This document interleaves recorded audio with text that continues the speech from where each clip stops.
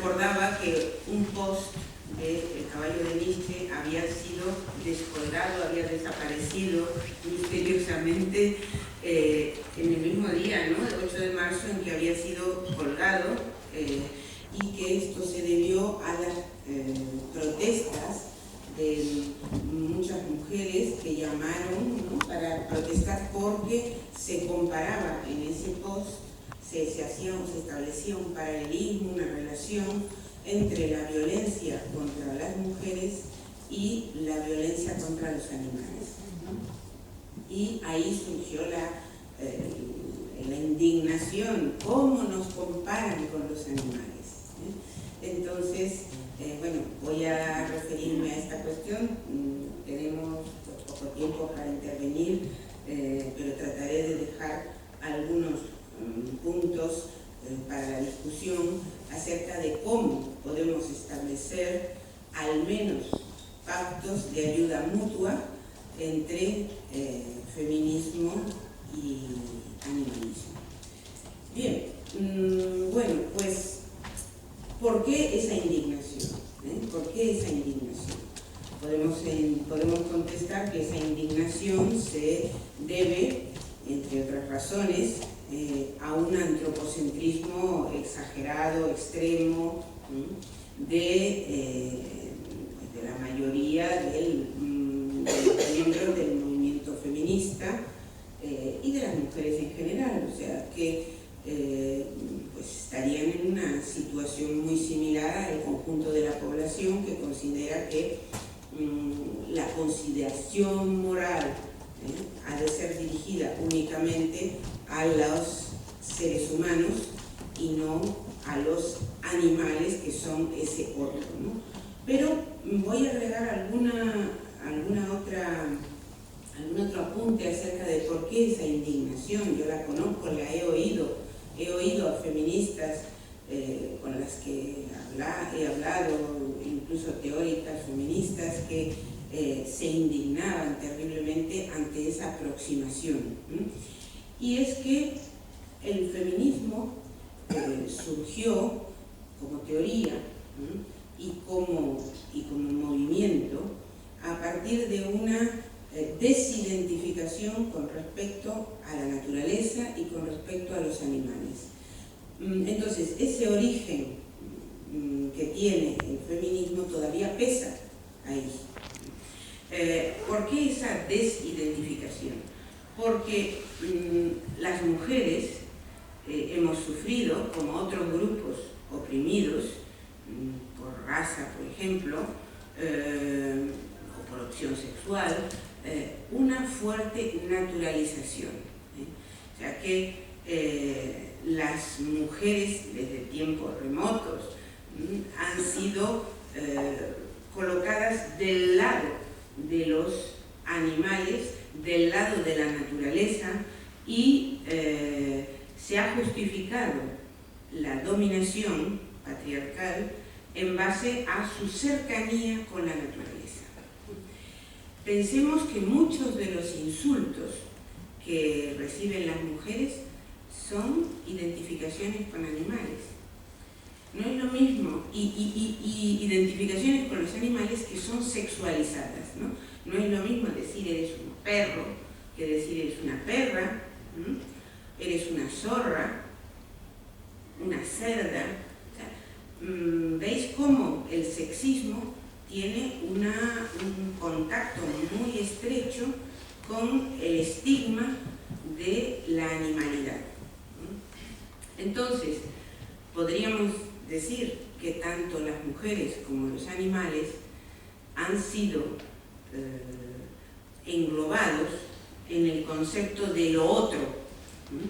Es el otro de lo uno que es el hombre como varón, como racionalidad, y frente a lo irracional, frente a lo emocional, frente a lo que es cuerpo, más que espíritu, más que mente. Entonces ha habido una jerarquización, por lo menos en el pensamiento occidental. Luego habría que ver si en otras culturas, que también en cierta manera yo lo veo, pero bueno, habido una jerarquización enorme en la filosofía, en la religión, entre lo que es la trascendencia, o sea, el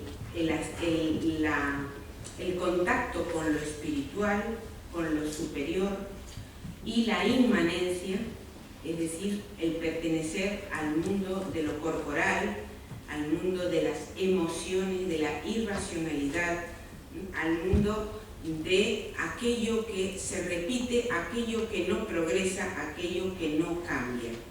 Esto lo encontramos en la propia Simone de Beauvoir, una filósofa clave del feminismo, y es algo a tener en cuenta. Entonces, cuando el feminismo se organiza teórica y como movimiento, pues lo hace en gran medida en base a la desidentificación. En Mary Wollstonecraft, por ejemplo, no somos naturaleza, somos cultura. Ese es el mensaje, somos personas. El feminismo de la segunda ola fue autodefinido como la demanda radical de que las mujeres somos personas. Entonces, de esa historia viene el feminismo y, por lo tanto, se entiende ese rechazo, ¿no?, del acercamiento de nuevo a ese ámbito de lo devaluado que no se quiere volver a integrar. Eso por el lado del feminismo. Por el lado del animalismo ha habido y todavía hay sexismo. No digo que todo el animalismo sea sexista, en absoluto, pero sí es cierto, y supongo que lo sabéis quienes estáis cerca del activismo animalista, que muchas veces el activismo animalista desconoce los posicionamientos feministas, cae en afirmaciones misóginas, afirmaciones sexistas, imágenes sexistas, y eso ha sido muy mal recibido por el feminismo. Entonces, hay una carencia de contacto, una carencia de conocimiento. Yo no digo que tenga que haber una fusión, pero sí que tiene que haber un conocimiento mutuo para que se produzcan esos pactos, por lo menos de no agresión, entre dos movimientos que son fundamentales a mi juicio, e incluso movimientos que voy a sostener están unidos o deberían estar unidos por claves teóricas comunes. Pensemos, para referirme a esas claves teóricas, pensemos que en Aristóteles, en la política, por ejemplo, se sostiene que el hombre tiene a su servicio tanto a las mujeres como a los esclavos, que eran los bárbaros, eran los no griegos, como a los animales. Porque, dice, la sabia naturaleza los ha puesto para que el hombre les dé una finalidad. Entonces, tenemos una larga historia de opresión común que el ecofeminismo, y aquí aparece ya entonces una corriente del feminismo que es un encuentro con el ecologismo, no necesariamente con el animalismo, sino con el ecologismo, pero como el ecofeminismo se define como una propuesta de un mundo en el que no haya dominación alguna, o un acercamiento cada vez más a un mundo sin dominación, y un rechazo de todas las dominaciones, algo muy ambicioso. Es un rechazo de la dominación de sexo, pero es también un rechazo de la dominación de clase, de la dominación de opción sexual, de la dominación por razones, o la discriminación por razones de edad, por razones de capacidad corporal, y por las razones de especie de las que estamos hablando aquí. Entonces, en el ecofeminismo encontramos ese encuentro, ese punto en común de feminismo y animalismo. Lo que ocurre, y no tengo tiempo para explicarlo, y si queréis volvemos sobre ello después, es que no todo el ecofeminismo es animalista, ni mucho menos. Porque yo diría que predomina una aproximación holística, una aproximación ecocéntrica, en donde no importan los individuos, sino que importan los ecosistemas. Yo sostengo, me parece, que esa aproximación es una aproximación, al final de todo, antropocéntrica también, porque el ecosistema está por encima de todo hasta que llegan los intereses humanos, ¿no? Entonces, finalmente parece muy, pero muy audaz, pero se queda en un antropocentrismo razonable de decir, bueno, es que hay que cuidar el ecosistema, mucho más que, no sé, mucho más que una ética ambiental de tipo instrumental en donde el medio ambiente es solo un escenario, pero a la hora de la verdad el individuo animal no importa. Entonces, dicho esto, sin embargo voy a sostener que hay puntos importantes que comparten todos los feminismos, los ecofeminismos, que sí son contribuciones importantes para el animalismo. Uno de ellos es la cuestión del cuidado. El ecofeminismo se construye teóricamente en las últimas décadas a través de la recuperación de actitudes y de valores que habían sido sistemáticamente desvalorizados en la historia de la ética y en la historia de la vida cotidiana. Valores que habían sido, valores y funciones que habían sido otorgados a las mujeres. A las mujeres se les impuso prácticamente, ¿no?, en la historia la crianza, el cuidado de los enfermos, el cuidado de la infraestructura doméstica, ¿no? Y es decir, toda una serie de funciones que permitieron al colectivo femenino desarrollar unas actitudes humanas distintas a las actitudes que se exigieron en los varones. Es decir, la construcción histórica de las identidades de género, masculina y femenina, están marcadas profundamente por las funciones que ambos colectivos han tenido históricamente. Para decirlo esquemáticamente, a las mujeres se les asignó el cuidado, el afecto, la atención de las necesidades físicas y psicológicas del otro, de los otros de la comunidad. A los hombres la conquista, a los hombres las actitudes propias del guerrero, de quien tiene que mandar, el autodominio, eso ya lo dice Aristóteles, el distanciamiento con respecto a las emociones empáticas. Esta comprensión de las identidades de género como un elemento importante en la dominación sobre los animales, me parece que es algo a tener en cuenta en el animalismo.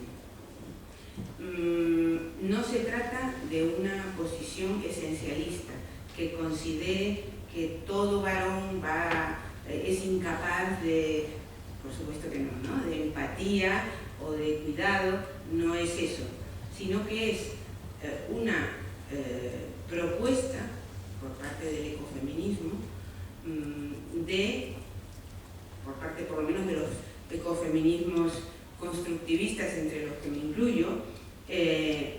de universalizar el cuidado como una capacidad humana y no como una capacidad exclusivamente de las mujeres.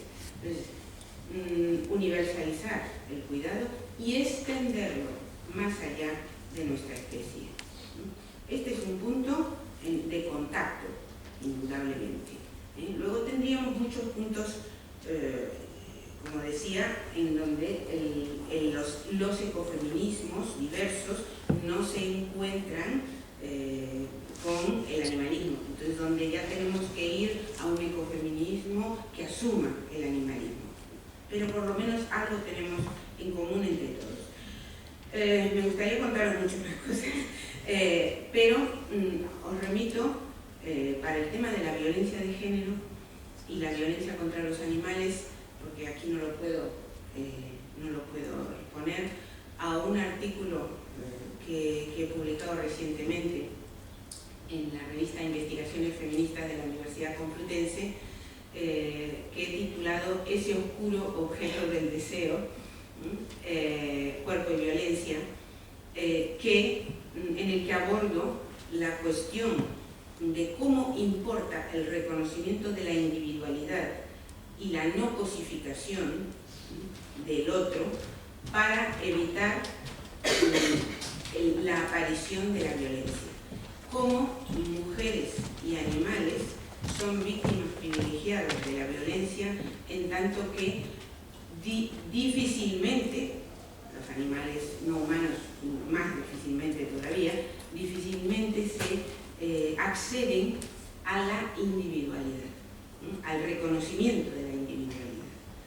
El feminismo es una lucha por el reconocimiento de la individualidad de las mujeres y una lucha colectiva, porque la individualidad se adquiere de esa forma, ¿no? En una lucha colectiva.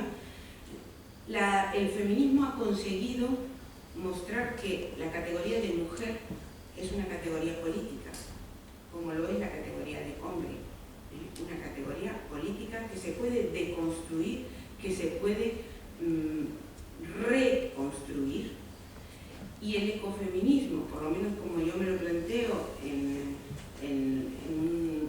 una elaboración teórica que he llamado ecofeminismo crítico, es una propuesta de redefinición del ser humano, a través de la redefinición de las identidades de género y a través de una transformación cultural enorme, que no basta, porque, como bien sabemos, cultura, sociedad, economía, todo esto es un todo que está interrelacionado. Pero, desde el punto de vista de las identidades, tenemos que pensar en una redefinición. Esa redefinición que busca el animalismo, que busca el ecologismo, que busca el ecofeminismo, es un volver a pensar con categorías críticas nuestra identidad. Es algo clave. El animal no humano es clave, a mi juicio, en esa redefinición, y es clave también la categoría de género y el análisis crítico que hace el ecofeminismo de esas categorías. Entonces, en fin, voy a terminar aquí volviendo a la idea con la que iniciaba, es decir,